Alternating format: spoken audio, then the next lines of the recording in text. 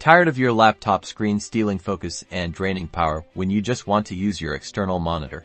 In this video, I'll show you how to easily turn off your laptop screen while keeping your external monitor running, boosting productivity and saving energy. Let's get started. First, we need to access your display settings. Click on the Windows Start button, usually located in the bottom left corner of your screen. In the Start menu, find and click on the Settings icon. It usually looks like a gear.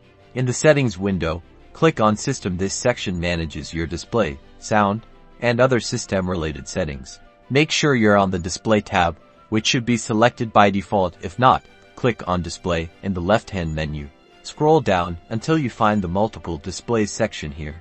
You'll see a drop-down menu. Click on it to reveal the options. Choose Show Only. Onto this will disable your laptop screen and only display content on your external monitor, which is usually designated as display number 2. Numbering is device dependent. You might see a confirmation prompt asking if you want to keep these display settings. Click Keep Changes. That's it, your laptop screen is now off, and your external monitor is your primary display. Enjoy your focused workspace and improved battery life.